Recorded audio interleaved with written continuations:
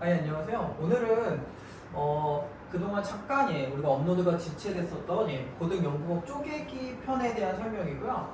제가 이거를 의도적으로 파트 3-1이라고 얘기했거든요. 이게 오늘 저희가 설명할 개념은 관계사에 관련된 개념인데, 이게 기본적으로 여러분들이 꼭 반드시 알고 가야 되는 기본편이 있고요.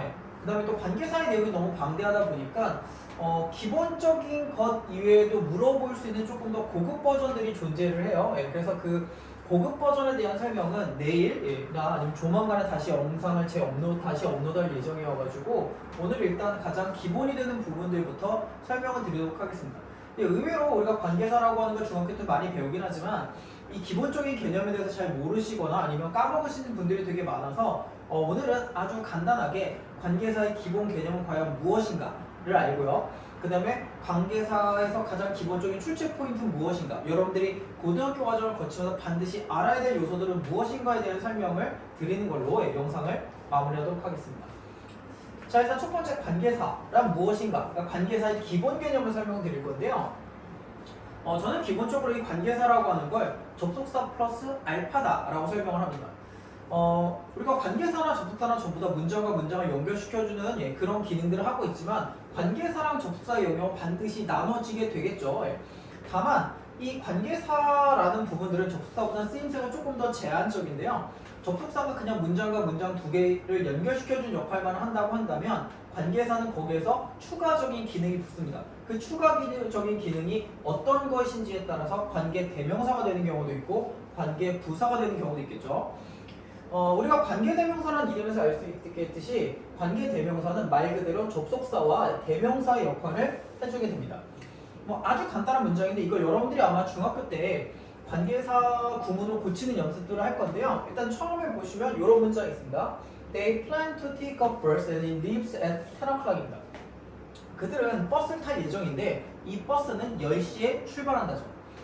자, 얘 같은 경우는 지금 보시면 알겠지만 요 문장을 되게 간단하게 고치게 되면 앞에 있는 a verse라고 하는 명사와 뒤에 있는 대명사가 똑같은 역할을, 똑같은 대상을 지칭한다는 걸 알 수가 있습니다.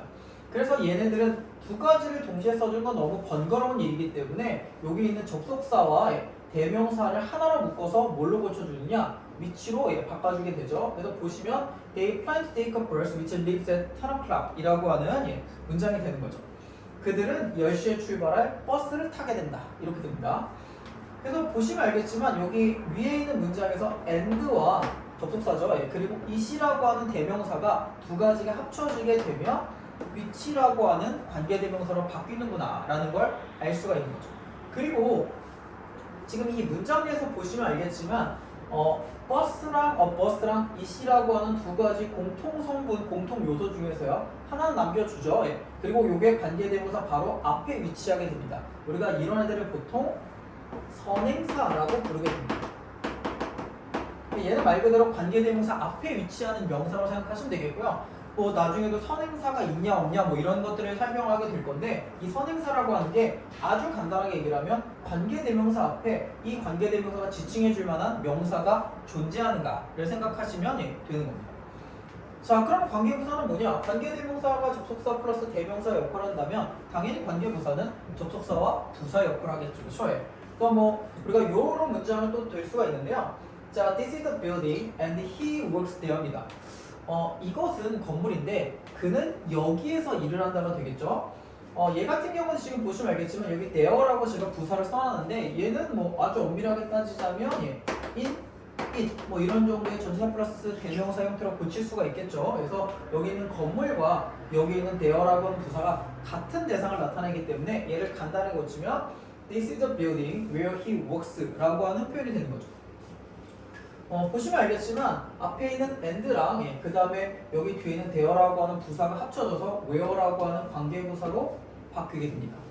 그래서 관계사라고 하는 건 이렇게 접속사에다가 추가적인 역할을 하게 되겠고요. 그 추가적인 역할이 뭔지에 따라서 대명사 역할을 한다면 관계대명사, 이게 만약 부사 역할을 하고 있다고 한다면 관계부사가 되는 거고요. 여기도 마찬가지로 관계부사 앞에도 the building이라고 하는 명사가 있는데 얘도 역시 마찬가지로 선행사가 되겠습니다. 그래서 기본적으로 이제 관계사라고 하는 건 이런 역할을 해주는 거구나. 그래서 접속사보다는 조금 더 특수한 형태이구나 라고 생각해 주시면 되는 거죠. 자, 이게 이제 우리가 생각할 관계사의 가장 기본적인 개념이라고 저는 생각을 하고 있고요. 자, 그러면 일단 관계사의 기본적인 개념 뭐 이거 외에도 뭐 격이라든지 여러 가지가 있지만 걔네들은 고등학교 과정 내에서 아주 중요한 파트는 아니기 때문에 간단하게 얘는 뭐 설명은 하지 않고 넘어가도록 하겠습니다. 자, 그러면 우리가 이 관계사에서 어떤 포인트가 가장 중요하신가? 다시 말하면 관계사 문제는 우리가 뭘 먼저 생각해야 되냐를 생각해 보시면 바로 이 부분이라고 얘기를 할 수 있겠죠. 저는 이제 무엇이 가장 중요한가 이렇게 얘기를 했었는데 바로 완전한 문장과 불완전한 문장의 부분, 우리가 보통 완문, 불완문이라고 얘기를 하죠. 관계대명사는 우리가 앞에서 확인하셨겠지만 관계대명사라고 하는 건 접속사 플러스 대명사 역할을 동시에 합니다. 다시 말하자면 앞에 있는 문장에서 보시면 알겠지만 이 관계사가 대명사 역할을 동시에 하고 있기 때문에 뒤에서는 명사가 탈락한 구조가 되겠죠. 그래서 어떻게 되냐? 관계대명사 뒤에는 당연히 대명사가 생략되어 있기 때문에 불완전한 문장이 될 거고요. 반면에 관계부사는 그냥 말 그대로 부사 역할을 하는 거가 되겠고, 그 다음 접속사는 그냥 문장과 문장을 연결시켜주는 역할을 하기 때문에 이 뒤에는 완전한 문장입니다. 따라서 여러분들이 관계사라든지 접속사라든지 관계부사와 관련된 문제들을 보게 되면 가장 먼저 생각하셔야 될 파트는 바로 뭐냐? 이게 과연 완전한 문장인가 아니면 불완전한 문장인가? 이 두 가지를 반드시 염두에 두셔야 된다는 거죠. 불완전한 문장이라고 하는 건 관계대명사의 격이 뭐 주격, 소유격, 목적격이 있습니다만 보통은 주어가 없거나 혹은 목적어가 없는 문장이라고 생각하시면 되겠고요. 여기 뒤에 있는 문장은 이제 여기 예문들 한번 보시면 아시겠지만 He met a new employee who had worked for the Green Bank입니다. 그는 새로운 직원을 만났는데 이 사람은 어떠냐 하면 그린뱅크에서 일했었다가 됩니다. 얘는 보시면 알겠지만 이 관계대명사 바로 뒤에 동사로 시작하죠. 뭐가 없다는 걸 알 수 있죠? 주어가 없는 문장이죠. 주어가 없는 불완전한 문장이 돼서 who라고 하는 관계대명사가 오게 되는 거고요. 물론 주격 대명사가 되겠죠. 밑에 있는 문장을 보시면 There are things that most of us remembered but didn't pay attention to입니다. 자, 어떤 사물들이 존재하는데 이 사물들은 어떠냐? 우리들 대다수가 기억은 하지만 관심은 주의는 기울이지 않고 있는 그런 물건들입니다. 이 문장은 반대로 보면 아시겠지만 관계대명사 바로 뒤에 주어가 오고요. 동사가 오는데 여기 목적어가 일단 없습니다. 우리가 remember의 목적어, 동사의 목적어가 일단 하나 없고요. 뒤에 문장도 보시면 알겠지만 didn't pay attention to 라고 해서 얘도 전치사의 목적어가 없는 거죠. 이 두 가지 다 목적어가 빠져있기 때문에 얘는 목적격 관계대명사가 되겠고요. 이처럼 목적격 관계대명사는 목적어를 포함하고 있기 때문에 우리가 목적어가 생략된 구문이라고 생각하시면 되겠습니다. 그래서 제가 이제 보통 학생들한테 많이 얘기를 하는데 우리가 완전한 문장과 불완전한 문장을 가릴 때는 일단 기본적으로 불완전한 문장을 기본으로 생각하시는 게 훨씬 더 편합니다. 그래서 주어가 과연 있는 거냐 없는 거냐 아니면 목적어가 과연 있는 거냐 없는 거냐 이걸로 구분하시는 게 편한데 사실 보통 대부분의 경우에 주격 관계대명사는 이 관계대명사 뒤에 바로 동사를 시작하기 때문에 대부분의 학생들이 불완전한 문장이라는 걸 쉽게 눈치를 챕니다. 학생들이 가장 어려워하는 부분들은 그러니까 주격 관계대명사라기보다는 목적어가 존재하지 않는 목적격 관계대명사가 되겠고요. 사실 여러분들이 이제 가장 중요하게 생각해야 될 포인트는 뭐냐? 얘가 주어랑 동사랑 목적어 중에서 당연히 주어, 목적어 신경을 써야 되겠지만 그 중에서 특히나 목적어가 있는지 없는지를 위주로 생각해 주시면 조금 더 쉽게 문제를 접근할 수가 있다는 거죠. 자, 그러면 아까 얘기했지만 관계대명사 뒤에는 불완전한 문장이 온다라고 한다면 관계부사 뒤에랑 접속사 뒤에는 당연히 완전한 문장이 오겠죠. 그러면 아까 불완전한 문장은 주어나 목적어가 둘 중에 하나가 없는 문장이었으니까 완전한 문장이라고 하면 주어와 목적어가 모두 있는 문장이 되겠죠. 자, 그래서 우리가 이 밑에 있는 문장을 보시면 They wanna go back to the restaurant in which they had dinner the other day입니다. 그들은 레스토랑에 다시 가고 싶어 하는데 그 레스토랑은 어떠냐 하면 그들이 지난날에 저녁을 먹었던 바로 그런 장소라는 거죠. 얘는 아까는 이제 where라는 관계부사를 썼지만 여기서는 전치사 플러스 관계대명사를 써줬는데요. 이 전치사와 관계대명사가 결합된 구조는 기본적으로 관계부사랑 똑같은 역할을 한다고 생각을 해주시면 되겠어요.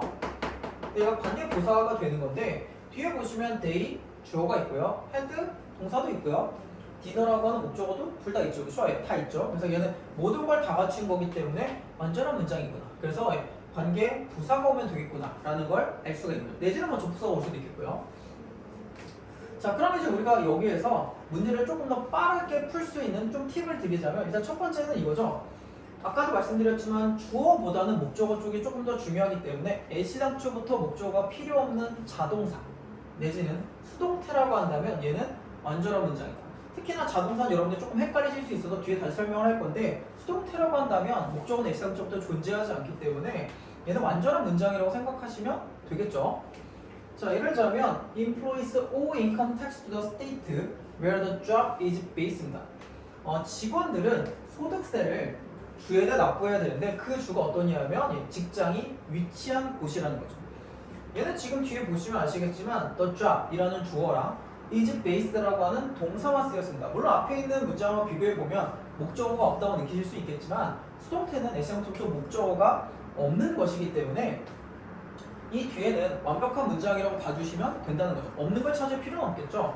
뭐 학생들 중에서 뭐 여자친구가 있는 학생들도 있겠지만 여자친구가 없는 학생들이라면 여자친구를 찾을 이유가 없는 거랑 똑같은 거죠. 얘는 일단 목적어를 앞으로 땡겨 쓴 구조이기 때문에 목적어가 존재하지 않습니다.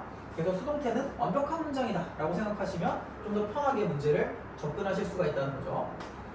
자, 반면에 이제 우리가 지난번에 올렸던 영상에서 보면 학생들이 이게 리브란 동사가 자동사인데 그러니까 자동사인지 타동사인지 되게 헷갈릴 수가 있다는 거죠. 그런 문제들은 어떻게 할 것이냐에 대한 설명이 바로 이건 건데요.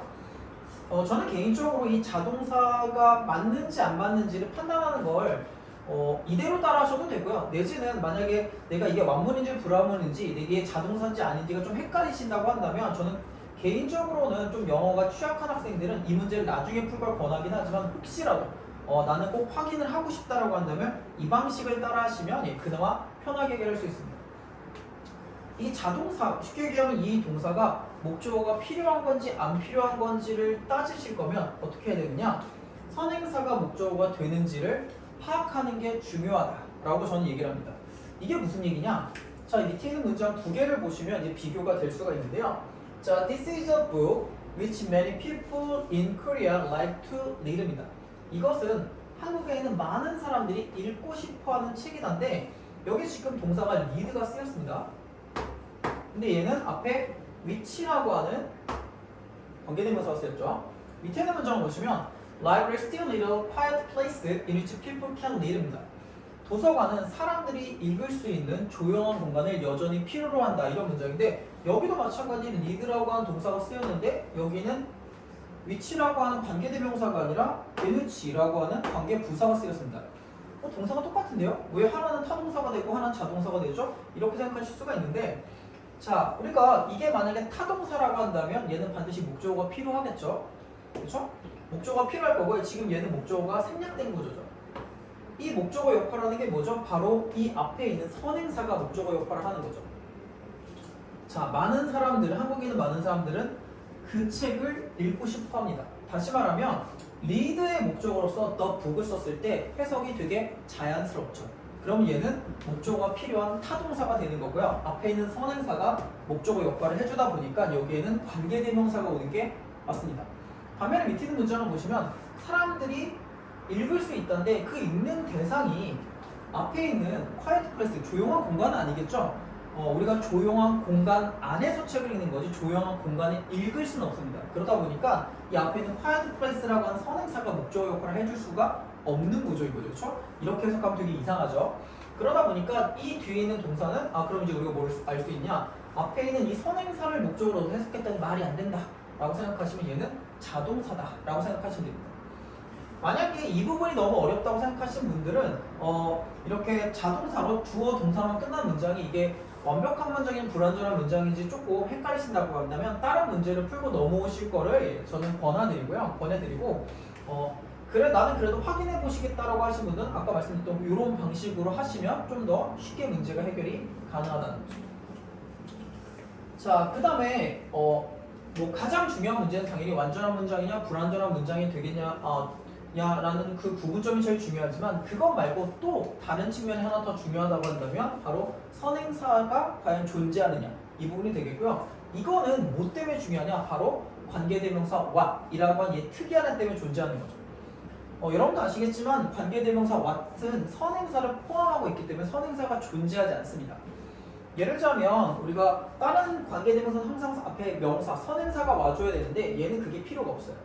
People tend to choose what a favorite choice of R을 쓴다. 사람들은 보통 다른 사람들이 선호하는 선택들을 고르는 경향이 있다는데 지금 얘 같은 경우는 지금 R라고 하는 동사로 끝났기 때문에 당연히 불완전한 문장이죠. 얘는 관계대명사가 맞는데 일반적인 관계대명사들과 다르게 선행사가 존재하지 않습니다. 그래서 보통 우리가 what은 the things which라고 하는 애를 줄여서 표현하면 이렇게 된다라고 설명을 하는 거죠. 여기 보시면 알겠지만 선행사가 안에 포함되어 있습니다. 그러면 이 선행사가 있는지 없는지라고 하는 what이 왜 중요하냐라고 하면 보통 우리가 예전에 선택형 문제가 되게 많이 나왔는데 요즘에 이제 별로 안 나옵니다만은 이 선택형 문제에서 여러분들도 생각을 하시겠지만 what하고 which의 차이를 구분하는 문제가 만약에 나온다고 한다면 얘는 사실 뒤에 있는 문장의 구조를 생각할 필요가 없는 거죠. 둘 다 불완전한 문장이고 얘는 선행사가 없고 있고기 때문에 바로 앞에 명사가 있는지만 확인하면 되기 때문에 사실 이러한 용도의 문제들은 별로 생각할 여지는 없죠. 하지만 우리가 이 관계대명사 what과 대비되는 개념으로서 that이라고 하는 애가 존재하는데 얘의 가장 중요한 특징은 뭐냐? 이 대성격이 되게 여러 개가 있는데요. 이게 관계대명사로 쓸 때도 있고 내지는 접속사로 쓸 때도 있습니다. 따라서 우리가 이 what이냐 대시냐를 판단하는 문제는 딱 보는 순간 앞에 있는 선행사만 확인할 수 없다는 거죠. 왜냐하면 대시 접속사일 경우는 뒤가 불완전한 게 아니라 완전해지기 때문에 그런 거죠. 그래서 실제로 보시면 We are often aware of what is happening in our body 있습니다. 우리는 종종 우리의 신체 내에서 발생하고 있는 바를 인지하지 못한다라고 얘기했었는데 얘는 동사로 시작했기 때문에 당연히 불완전한 문장이지만 앞에는 선행사가 될 만한 명사가 존재하지 않습니다. 따라서 what을 써주는 게 맞겠고요. 밑에 있는 문장을 보시면 Such expression is open to misinterpretation that could have serious consequence입니다. 이러한 표현들은요 심각한 결과를 가지고 올 수 있는 오해의 소지가 있던데 얘는 여기 뒤에 보시면 아시겠지만 동사가 나옵니다. 따라서 얘의 성격은 관계대명사고요. 앞에는 선행사가 이렇게 존재하죠. 자, 마지막 문장을 보시면 People think that their taste in art reflect their individuality입니다. 사람들은 예술에 대한 그들의 취향이 그들의 개성을 반영한다고 믿는다 이렇게 되는데 얘 같은 경우에는 뒤에 있는 문장에 주어, 동사, 목적어가 다 존재하기 때문에 완전한 문장이고요. 이 대세 성격이 접속사라는 걸 알 수가 있는 거죠. 따라서 얘 같은 경우는 이 대세 성격이 되게 여러 가지가 존재하기 때문에 우리가 딱 보고 나서 예를 들자면 이런 문제들이 대시냐 what이냐 이렇게 차이를 구분하는 문제가 출제됐을 때 얘는 앞에 있는 것만 확인해서는 답을 맞출 수가 없다는 거죠. 왜냐면 뒤에가 완벽한 문장일 가능성도 있기 때문에. 그래서 이 관계대명사 what 같은 경우에는 보통은 that과 연관지어서 출제가 되는 거고요. 이 문제 역시도 뒤에 있는 문장이 기본적으로 완전하냐 불완전하냐를 먼저 보고 오셔야 된다는 걸 알 수가 있다는 거죠. 뭐 관계사의 개념이라든지 관계사의 문제들은 되게 여러 가지 방향으로 틀 수가 있지만 아주 기본적으로는요 이 문장이 완전하냐 불완전하냐가 가장 중요하기 때문에 앞에서 말씀드렸던 주어 목적어가 존재하느냐 특히나 목적어가 존재하는지의 여부를 잘 확인하시면 관계사 관련된 문제들도 되게 쉽게 접근하실 수 있다는 점을 꼭 명심해 주셨으면 좋겠습니다. 일단 오늘은 이 정도까지 설명을 드리도록 하겠습니다.